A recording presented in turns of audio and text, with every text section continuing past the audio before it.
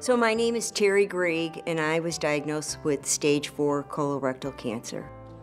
I had been training to do a race called the Ironman, and I started having some bleeding, the primary symptom that would eventually lead me to go get testing and have the colonoscopy, and then I had colon cancer.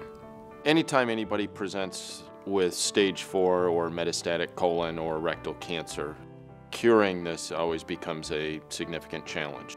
We spent a lot of time talking about the strategies in which we would address both the tumor in the rectum, which was the primary, as well as the metastasis within her liver.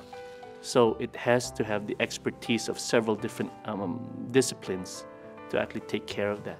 You have to have the best colon surgeon, you have to have the best liver surgeon, the radiation doctors have to know what they're doing, and of course we'll have to weave the chemotherapy in between that.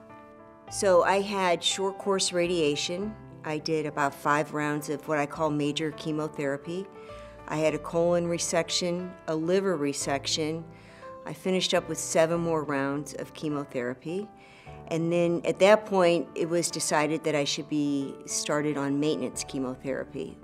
She had many questions surrounding when would she be able to get back to her activities and when would she be able to run and bike and swim and do the things that she loves to do. My passion happens to be endurance racing. The one thing with Siteman is, especially my oncologist, has been so astute to helping me minimize the side effects while I do this while being on chemotherapy. So my favorite race would be the Ironman race, which is a 2.4-mile swim, a 112-mile bike, and a 26.2-mile run. And I was actually able to do that in the throes of chemotherapy. Nobody ever told me no. My oncologist said, do what you feel you can do. Live your dreams. Don't give up. Don't believe you can't. Tell yourself you can. I want all my patients to live their dreams, and that's what I told Teri. So it's amazing that Teri was able to do that.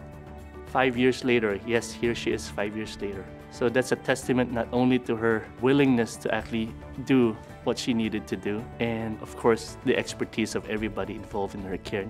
So when I started at West County, I received radiation treatment there. I received chemotherapy treatment there. I got to see my oncologist there.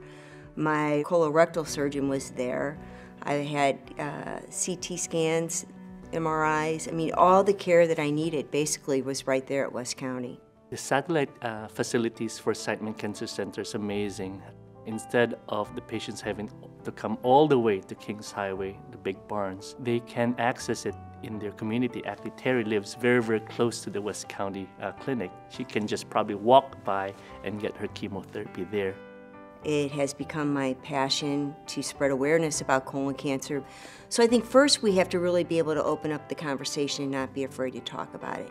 I wouldn't be in the circumstance I'm in today had I realized what the symptoms were.